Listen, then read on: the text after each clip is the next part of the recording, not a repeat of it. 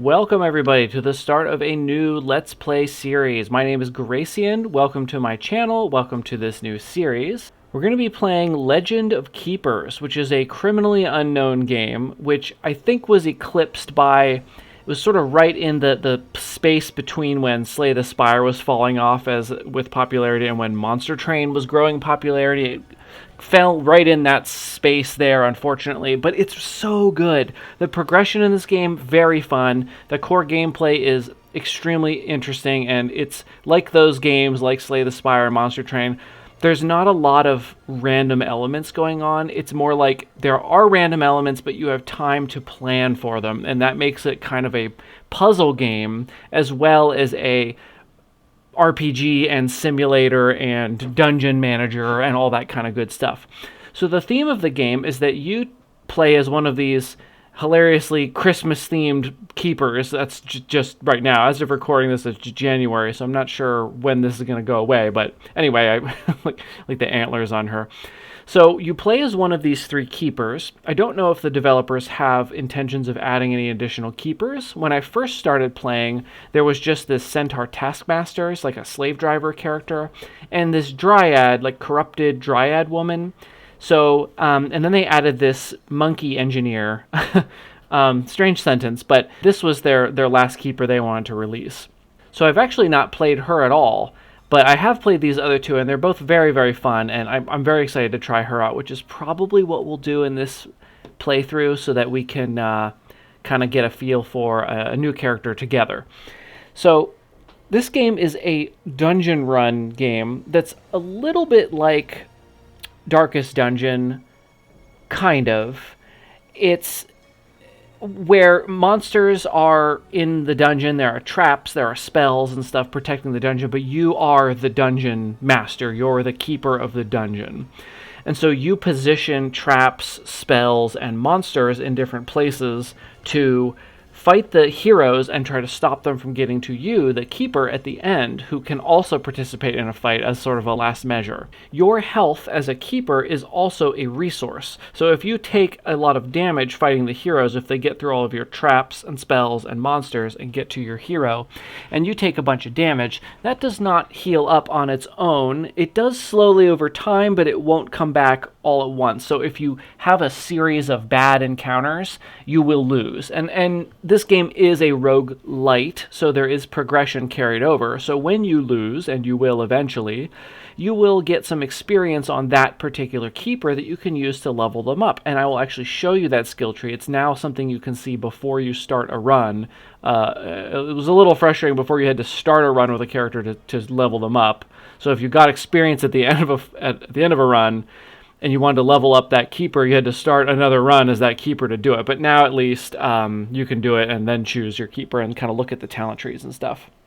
Progression comes in the form of a talent tree, as I just said, which you get sort of experience in each level. You get a point that you can put into that tree, and it does all sorts of different stuff, which I'll show you.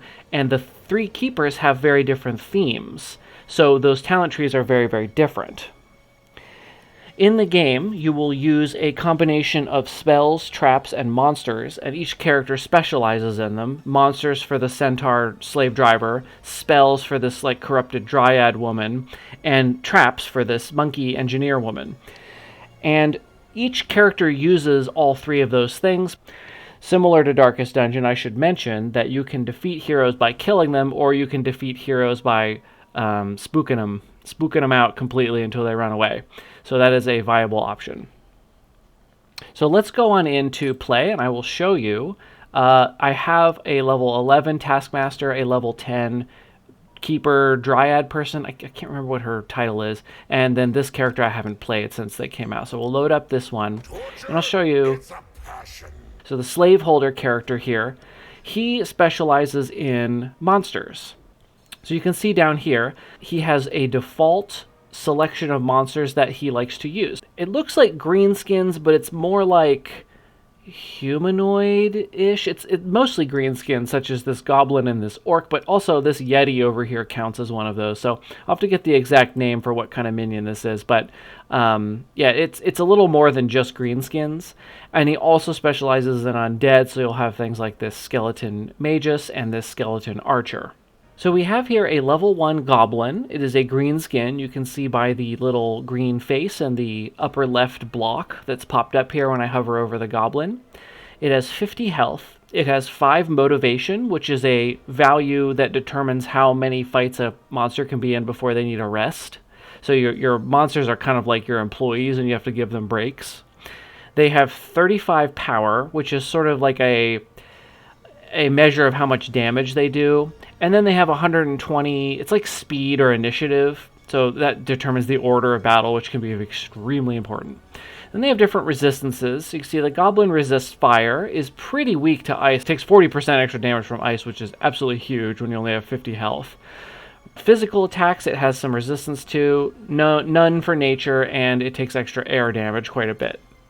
You can see it also has a couple different attacks. It has a back attack where it does 35 physical damage, so it'll hit something in the back. And then it has an attack to hit something in the front for 35 nature damage that applies poison for sort of damage over time. So where your minion stands in the line of 3 minions, there'll always be 3 in a group. Doesn't really matter for them using their attacks. What matters is who they can hit. So this back attack that deals physical damage can only hit the unit in the back of the enemy group. This front attack can only hit the enemy in the front of the group. And so different minions have different specialties. So this orc actually has a roar type attack that gives minus morale. And then they have sort of like a chopping attack for the front that does a bleed. This skeleton archer is actually one of my favorite units because they have an AoE nature damage that sets everybody poisoned. And poison can stack. You can add stacks and stacks of poison to people until they're taking tons and tons of damage every turn and finish them off that way. And the poison and dots like that, such as burning from fire, when they're moving from room to room, that doesn't go away after the battle. So if you set them all poisoned, and then they kill your archer and move on to the next trap room, they're going to get hit by the trap that's there and take poison damage. So if you load heroes up with poison or other sorts of debilitating effects early in the dungeon, they get to deal with them throughout the dungeon until they get to you, if they even make it to you, where they're severely weakened, if not already dead. Down here, we have the traps that this keeper, I shouldn't call him a hero, that this keeper comes with. So we have a rallying horn. So this does a bunch of different things. The first thing it does is it takes 10 morale off of each of the heroes that it hits. It's an area of effect. The second thing it does is apply a buff to the next group of monsters that are run into in this dungeon. So as long as there is at least one group of monsters after this trap, then it's more effective. The next group of monsters that comes up against those heroes is going to have this enraged buff that increases their damage. Both physical, like damage to the health, and damage to the morale. So this is an effective trap earlier on in the dungeon. You can see here we have a bone catapult that does morale damage and then applies additional morale damage over time. And then we also have this circular saw. It does a little bit of physical damage and applies bleeding. So you can see you've got a couple different pretty basic traps for just killing off heroes one way or another, either scaring them out of the dungeon or killing them outright over time. This one's a little bit of both. You can kind of go either way with this one, since the enraged effect will work on monsters and for their morale attacks and their health attacks. So each of these keepers will actually have a different map with different little nodes to travel to. So let's take a look at the next one. This was my favorite of the two, the Enchantress. So she is specializing in magic, and her default minion types are these two here. She's got elementals, and she has like sort of demons. So you can see here she has like an ice elemental, an earth elemental, a fire elemental. So if you have heroes coming into your dungeon with elemental weaknesses, she has a big advantage there because she can customize her monsters and her traps and her spells to affect the elemental resistances of the heroes that are attacking. So, you know, here we've got tons of different fire damage options with damage over time. Here we've got air damage, we've got ice damage, and these can apply frostbite, which slow them down. Nature damage, This one applies tiredness so that they do less damage. You can get poison effects from nature as well. And then also these different demons, such as this one here that does, frankly, a lot of damage to the one in the front with fire damage. This can get pretty strong, actually, because the attacks ricochet to the hero positioned behind the target if the target's armor is positive. So if they have a tankier unit in the front, like a warrior with a shield, and she hits them with a fireball, it bounces to the next target, and you're hitting 2 units instead of 1. So there's a lot of cool positioning that you can make use of. And so you can see she has, I don't know why I have this one unlocked. I haven't played this at all since the map changed, but she was the last one that I played, so it must have filled in the gap somehow. So you can see I got some kind of reward here, an ancestral elemental. So it looks like I have that starting over here, and it looks like it has air, fire, and ice AoE with a lot of health. It's got a star, so it's a stronger monster. So that's really cool. I'll start with this one. Really, really cool. So for this mission, you can see she starts with all of these things, and then here are her traps, and they're completely different. You can actually acquire the same traps on different masters, but it's not guaranteed. And they specialize differently with different traps. So, you know, I may not ever want to get this Cursed Prism when I'm playing as the Taskmaster. So we have this Cursed Prism. It applies elemental weakness, reduces resistances by 20. So this is very, very powerful. You put this trap right before an encounter with monsters. You know, you reduce all of their elemental resistance by 20, and then you just lay on the fire and the ice and all that stuff, and it just nukes them down. The elementals tend to have severe weaknesses, though. For instance, this creature takes almost no damage from fire, but takes 50% extra damage from ice. Similarly, the ice one takes almost no damage from ice, but takes extra fire, nature, and air. Earth takes extra fire, ice, and air, but is hard to hurt with nature and has pretty good armor. So you can see that they have a little bit more dramatic resistances than the other minions tended to have. She also has this poison cloud that does a nature damage and a poison over time, and an icy breeze that reduces his ice resistance to the enemies. And this is very powerful. I've had some cool battles with her where I had these ice elementals and these Yeti characters here that I would manage to recruit. And then they go into that room and just get completely hammered by these characters because they just can't resist anything they do to them, which is really, really neat. And then we have our third character, our engineer here, who I've never played before, is probably who we're going to play as.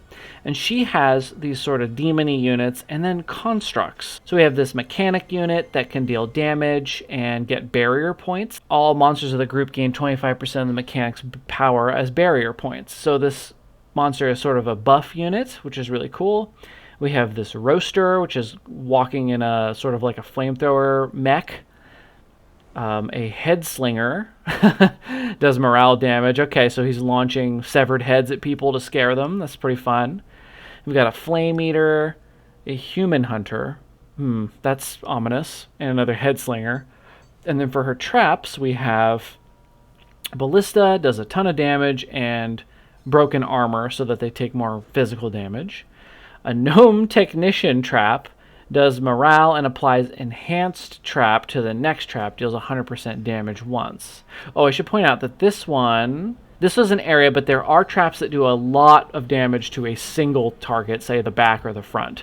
And you can see it says under ballista, the area has all 3 dots lit up. So you do have to pay attention to that. I have erroneously set up traps trying to hit everybody in a group before and managed to only hit the one in the front that resists the effect. So this one makes your next trap do a ton of damage. That's really cool. And then we have an energy converter, does physical damage, and the next group of monsters gain 50% of damage dealt to the target as barrier points. So now I want to take a look at the talent trees for the different characters. We'll just do a really quick overview of those before we take a look at the last thing we have to look at after that is the customization, and then we'll jump on in. And I'll show you sort of how managing your company goes. I should mention that the theme of this game is sort of corporate dungeons.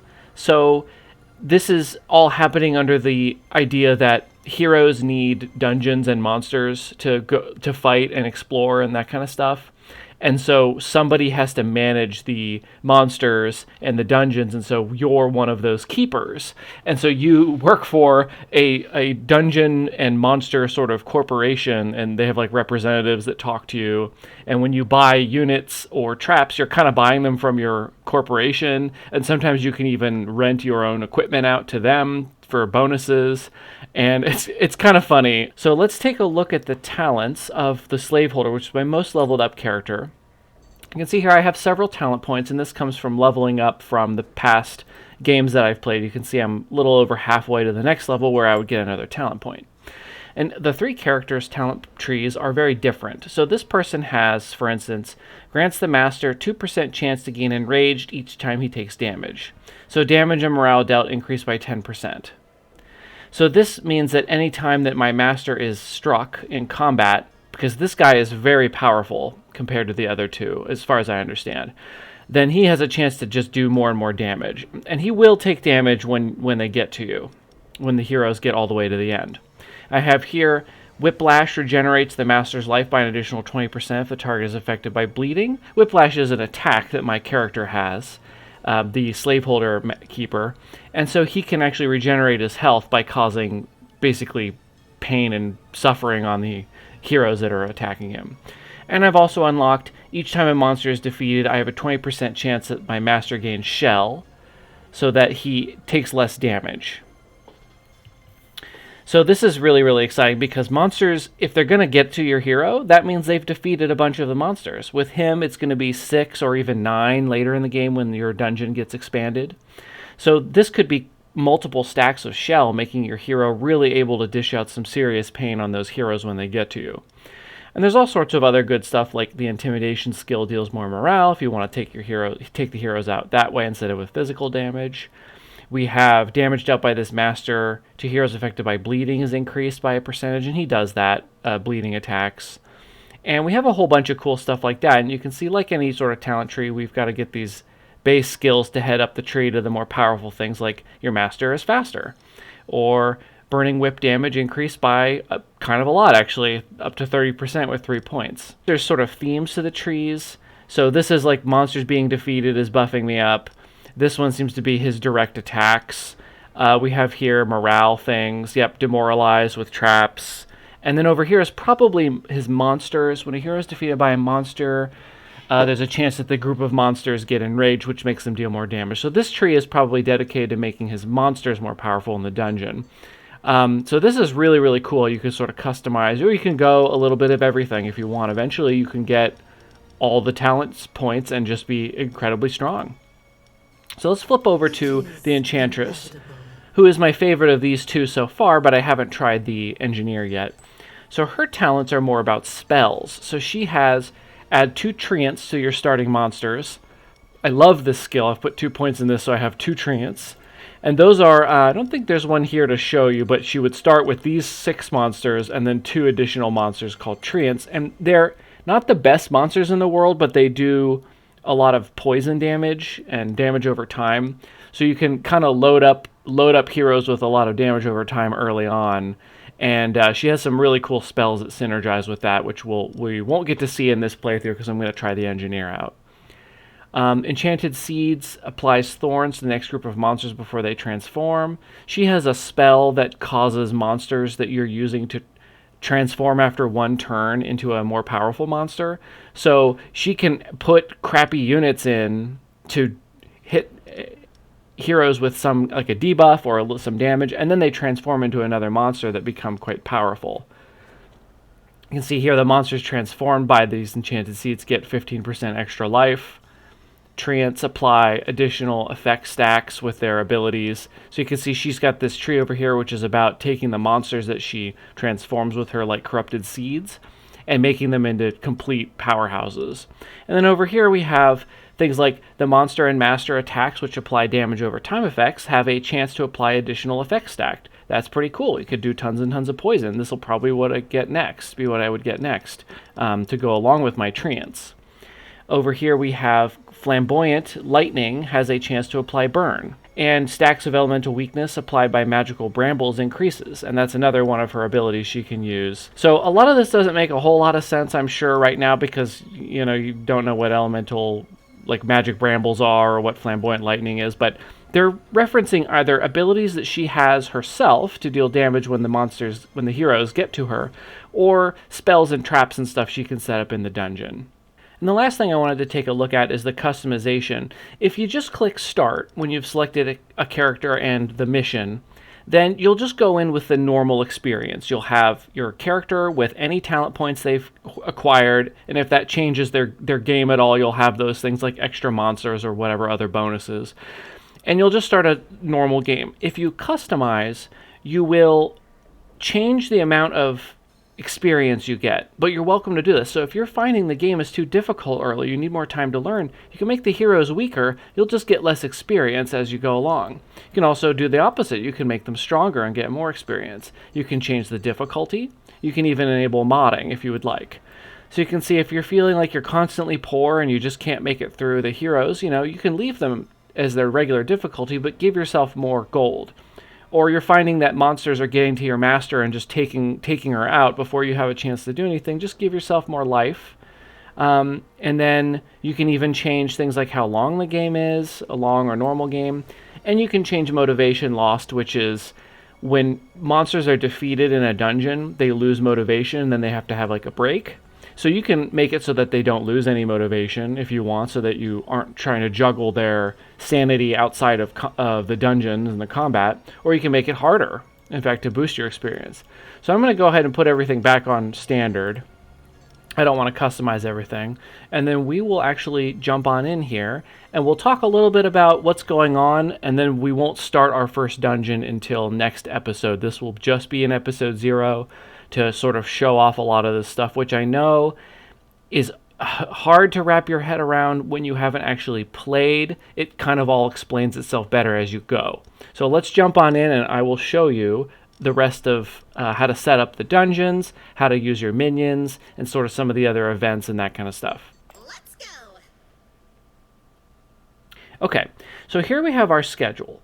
So this is the current week. Every week we have different tasks to take care of, and we can only apply ourselves to one at a time. So you can see in this first week, we're going to fight low-level adventurers to get us a start for what's going on with our character and our units.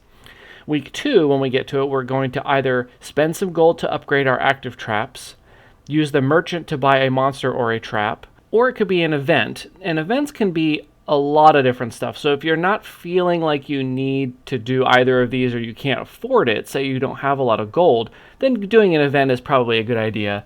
You can usually get out of an event with no negative, but you can also get out of them with a good positive. Sometimes there are trades to be made, such as trading certain resources you have for other resources.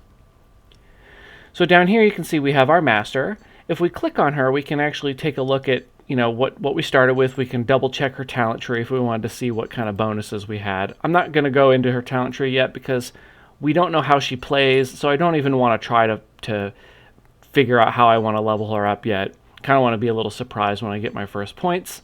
So we can click back. If we hover over her, we can see Lira, the engineer. She has 1,000 health. She has 130 speed, so I think she's a little faster than the other two masters, if I remember correctly. And she has 70 sort of might or power. You can see she has 15 fire resistance, 15 ice resistance, pretty low armor, which is going to be a bit of a problem. Nature resistance and air resistance of 15 as well. So physical attacks are a trouble for her, but elemental are a little bit less effective. She has a back attack, so hit the enemy in the rear of their group for 70 air damage, and she gets 50% of this damage dealt as barrier points to herself. She can also do an area of effect attack that does nature damage and lowers morale, and it applies poison. It's an interesting hybrid attack there. And she has another area of effect attack that does 21 plus 100% of her barrier points as physical damage. So that's very interesting. So she can hit the one in the back, gain barrier points, and then sort of expend them all for a giant AoE hit on everybody, which is pretty cool. She also has this, you can see down here, plus 20 life per week. That means that if the adventurers got in here and managed to do, say, 200 damage to me, I would be at 800 of 1,000. I don't get that back by the next fight. I actually only heal 20 per week, 20 life per week. So this week I'd go up to 820 and then 840, etc. So if you have a series of bad combats in a row, that's how your run could end, is if you just take little bits of damage until you're too weak to handle. Or in my case, it's usually everything's going totally fine for a long time, and then I suddenly hit like a boss group of enemies and they just kill me from nearly full health, which can definitely happen because at the end of each year, you get some serious heroes coming to your dungeon. We also have artifacts down here. These are really, really fun, and I hope we find some cool artifacts in this playthrough because they modify really cool stuff, such as, I think there's one that I was getting as the slave holder character that would make it so that my undead units had a chance to, I think they had a chance to revive or something when they died against the heroes, which was really, really fun. So there's all sorts of some of them are more mundane, but some of them kind of change the game quite a bit. Over here we have our resources. So we have blood, which is gathered from killing heroes, and is a resource that is expended to upgrade certain things. Sometimes it's a requirement to upgrade certain monsters. Sometimes it's something you can spend in the events. There's a really funny one where like vampire accountants basically come by to or they're vampire tax agents, so they come by to tax you. You can give them gold as the tax, or you can give them blood and kind of like pay them off, and then they give you, I think it was money or something, so you can kind of bribe the tax officials to leave you alone for a while. Tears, which are gathered from heroes that are scared out of your dungeon, so kill them with damage to get blood, kill them with sanity to make them run away to get their tears. And then gold is a pretty standard resource that you use to upgrade things, buy new things, and all sorts of stuff in events as well. So now we can take a look up here. We have 6 employees and 3 traps. So we can click this at any time we want, and we can take a look at what we have available. So the garrison is anybody that's not in one of the 2 room groups that's ready to go out and fight. So what that means is anybody that's here when we do a combat will recuperate. This is their motivation down here. This person has 6 maximum, this person has 5, this character only has 4, you can see down here. So if you have a character that's close to 0, you want to put them back in here to heal up. So it is sort of understood that your creatures will fail in combats often, especially the ones in the first room, which are going to get kind of beaten down. And then they need to take breaks. So this is why you would hire more monsters so that they can swap in and out and give each other breaks. That's one of the good things about that Enchantress character, is that you have those 2 starting treants in addition if you've put your perk points into there. So you have some extra characters to sit out so that other people can fight and give them breaks. We also have a stock where we can keep our traps. These are the traps we would have available when we go into the dungeon. And so all of these characters, as we kind of pointed out earlier in the episode, they all have different attacks. You can see some have area attacks and a single target or just an area of effect, etc. They can often be upgraded to either gain a passive or another attack. I don't believe you choose the attacks that they gain, but you'll see a preview of what they'll gain when you go to upgrade them, which we will show off. So now I think we'll set up our first dungeon, and then we will wait until episode 1 to actually start and do the actual fight. So we click on the adventurers here. Get that creepy laugh. It's our preparation phase. So we have here some heroes. You may be confused and thinking that these aren't heroes. This is just a naked man and a person in a suit. But no, in fact, these are low-level adventurers. This is a monk-type character. So you can see Gallo here has 220 health, which is pretty high, 135 morale, which isn't as high as these 2, and 45 speed and 35 sort of might. So you can see, compared to these 2, this guy's a little bit more of a tank, but only in the sense of physical damage. His morale is not as high, so this would be a good target for morale damage if we were focused on that. He has a front attack where he does 35 ice damage and applies frostbite to all monsters if that target's life was under 50%. And frostbite will deal 5% maximum life as ice damage per turn. So once my monsters get low in health, he's more effective. And he has a skill, removes the penalty with the most stacks applied from all heroes at the start of his turn once. So this will automatically happen in addition to his attack 1 time when applicable. And you'll see that come into play. This character here is an apprentice. It was a novice, sorry. This is an apprentice.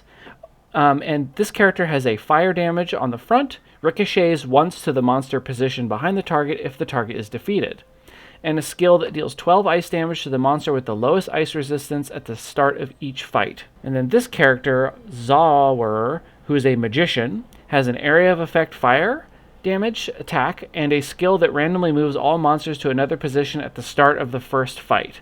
So that's a very important one to pay attention to, because until I saw that, I was kind of piecing together in my head, okay, well, the person in the front is going to get hit by ice and fire. We have to make sure they have resistances to those as best we can.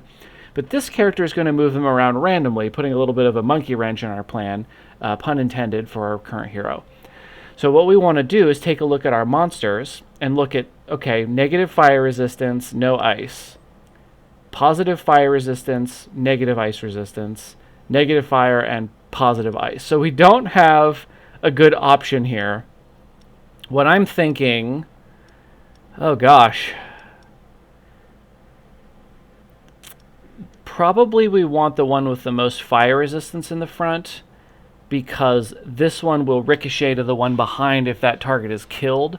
So I think we want this character to end up in the front, but again, they could get randomly swapped around, so we're going to put this character here. And then we're going to take the character that we don't want in the front, this one, and put him here so that he's definitely not there when he gets swapped around. And then we'll put Weblo. We've got Weblo, Balco, and Invicta. These are some weird creatures. Everybody's got like robots and stuff. This is really interesting. Yeah, I have not used this character, so this is all very new to me. Roaster, mechanic, and a headslinger. Very interesting. So when the fight starts, these two skills, this ice damage skill and this randomly move things around skill, will occur first, and then the units will go in order of speed, which you can see up here. My mechanic is the fastest, then this apprentice, then the magician, then the novice, then my roaster, and then my headslinger. This is pretty typical for the heroes to be faster than your monsters. It gives them a little bit of an advantage. It seems unfair when you're playing, like the heroes will start just ripping through your monsters room after room. But it's intended because the heroes are a party of 3 with very limited healing options, if any. And they have to get through just a slog of monsters and traps and stuff. So, yeah, they are supposed to beat this. They're supposed to make it through this. Then they're supposed to make it through this. But early game, they may not make it all the way to my hero. My master, that is. Later game, I generally expect the heroes to get to my master in most fights. It's a little harder to stop them from getting to you later game. So we'll see that when we get to it. So now that this is placed where we want, we can confirm. We'll move on to the next room. So you can see after they fight these monsters, they'll head into a trap room. And I can go back at any time if I want and relook at these previous rooms, or I can hover over up here and see what I did if I don't remember what I had set up. And so I can look at this and click on it and say, let's see, did I have a guy that did, something over time? Oh, here's a morale effect, so I might want a morale effect in here. So that's really cool that they put that in the UI. So here what I might do is we'll try out just the very basic Gnome Technician. And this person's going to apply a little bit of morale penalty, and then it's going to enhance trap to the next trap. And I think what I want to do there is put the ballista in the next slot. So that's this room. That's the only thing that'll happen. When we get to this room, you see how it skipped over it. I don't actually, there's still Christmas stuff going on back here.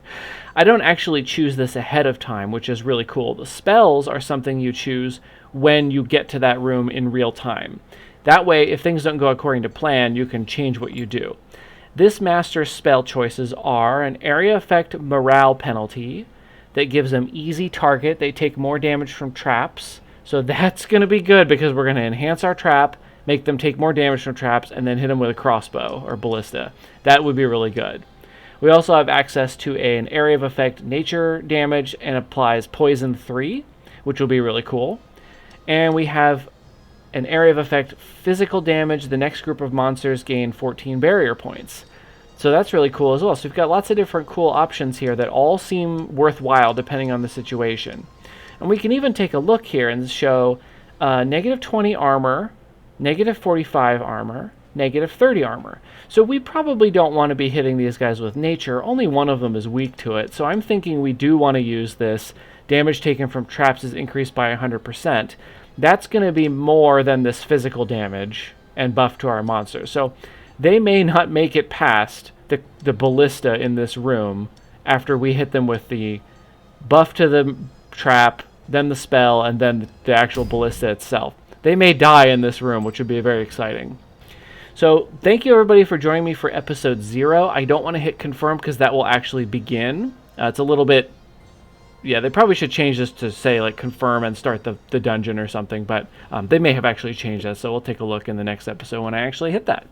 So hopefully this made sense to you guys. I know it's confusing. I know I probably didn't do the best job explaining some of this stuff, but there's kind of a lot going on. When you're in it yourself, it makes a lot more sense, and it'll really make a lot more sense as you play it. It's turn-based, so you've got time to check your options that you have and check resistances and all that stuff, which I'll be doing in the next episode when we start the dungeon.